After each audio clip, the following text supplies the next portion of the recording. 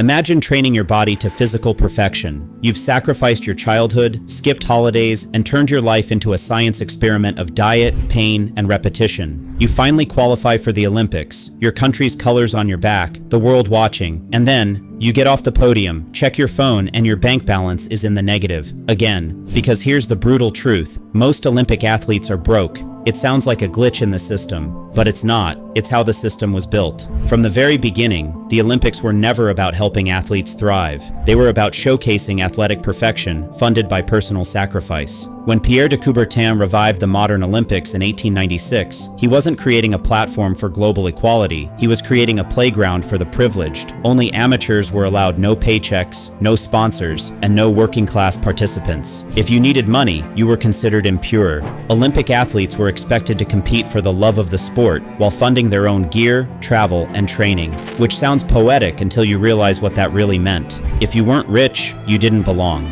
Jim Thorpe found this out the hard way. In 1912, he dominated the Olympics, won gold in both the pentathlon and decathlon, then had his medals stripped because he once accepted a few bucks to play baseball. That was it.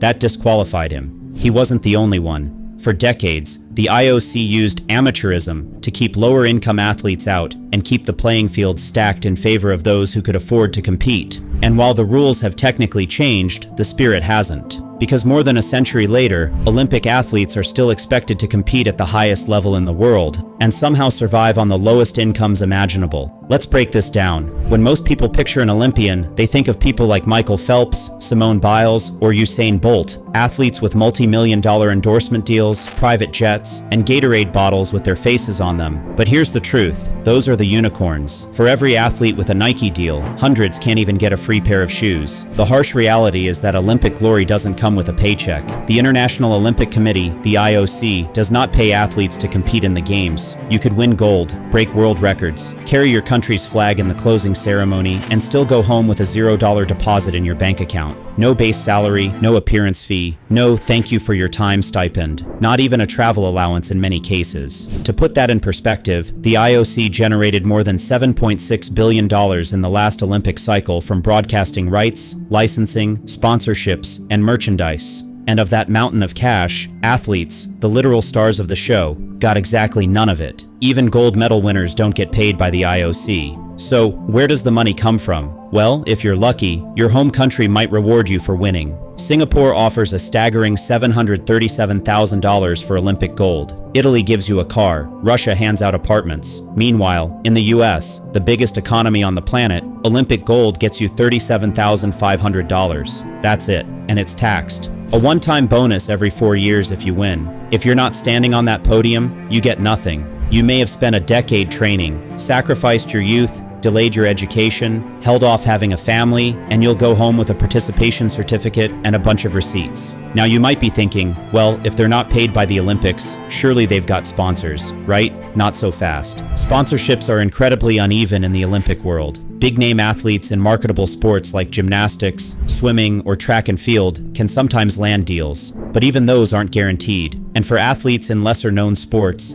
think fencing, wrestling, rowing, or archery, sponsorships are either non-existent or barely enough to cover their training shoes. Most brands aren't sponsoring based on talent. They're sponsoring based on visibility. And even if you do get a sponsorship deal, it often comes with performance clauses, meaning if you don't place high enough or qualify for enough events, you don't get paid. That puts insane pressure on athletes. They're not just training to win, they're training to stay employed.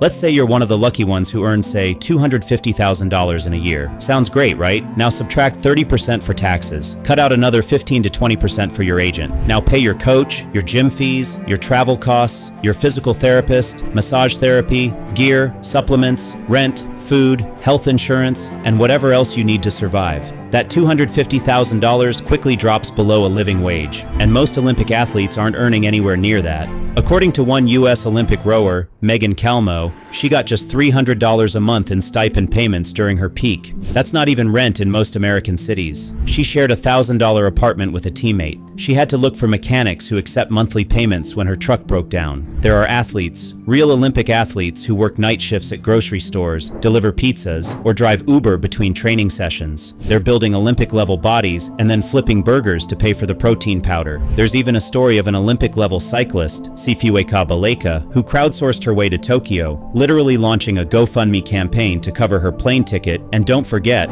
while they're doing all this, they're training 6 to 8 hours a day, 6 days a week. This isn't your casual morning jog. We're talking elite, exhausting, grueling workouts designed to push the human body to its absolute limit. Every day, for years. If you've ever wondered why the US has never been dominant in sports like handball biathlon or modern pentathlon, it's not because we don't have talent. It's because most athletes in those sports can't afford to keep training past college. And then there's the IOC's infamous Rule 40. This little-known regulation effectively banned Olympic athletes from promoting any personal sponsors during the Games, unless those sponsors were also official Olympic sponsors. In other words, if Nike isn't on the IOC's exclusive partner list, your Nike deal is dead in the water during the Olympics. You can't post about it. You can't talk about it. You can't wear the logo. Nothing. So let's recap. You train for years. You work multiple jobs. You qualify for the Olympics. The world is finally watching. It's your moment. And that's the exact time you're not allowed to market yourself. Only recently, after intense pressure, did the IOC soften Rule 40. Now, under specific conditions, some athletes can mention their sponsors during the Games. But even then, it's limited. You still need permission. Olympians have one moment every 4 years to shine. Most of them will only qualify once in their lifetime. That's their shot at attracting attention, building a brand, and creating financial stability. And yet, the very institution that profits off their talent puts a muzzle on them when they're most valuable. So, how do these athletes survive? Some turn to crowdfunding, others become influencers. They grow YouTube channels, start TikToks, and post behind-the-scenes training videos to build an audience. Some of them start Shopify stores, sell merch,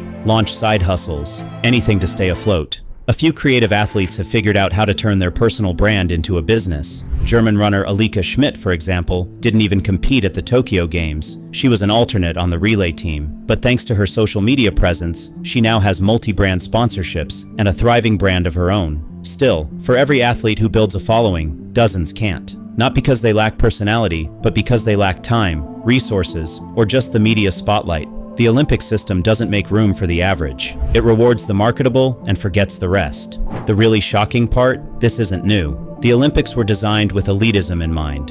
In one case, Jim Thorpe, widely considered one of the greatest athletes of all time, had his Olympic medals stripped because he once played semi-pro baseball for a few dollars a game. Years later, his medals were returned posthumously. But the damage was done. The IOC has clung to this outdated ideology for decades, long after the rest of the sports world moved on. While professional leagues embraced salaries, bonuses, and endorsements, the Olympic movement continued to treat money like a contaminant. It's only recently that the cracks have become too big to ignore. Athletes have begun speaking out, demanding transparency, calling for revenue sharing, proposing reforms. And while small changes have been made, the structure still overwhelmingly favors the executives, the sponsors, and the brand, not the talent. And that's a problem, because behind every Olympic story of triumph and glory is a story of sacrifice and struggle. Behind every medal is a mountain of debt. Behind every highlight reel is a human being working multiple jobs to keep their dream alive. There are Olympians today who've been evicted, who've sold their medals, who've retired early, not because they wanted to, but because they couldn't afford another 4 years. We idolize these athletes on screen. We cheer for them, cry with them, tattoo their faces on posters, and parade them through our cities. But we rarely ask, what happens to them when the cameras turn off? The truth is, the Olympic dream has a hidden cost, and most athletes are paying for it out of pocket. Until the system changes, we'll keep sending our best to the world stage, and then letting them fall through the cracks. And that's not just unfair, that's unworthy of the Games themselves.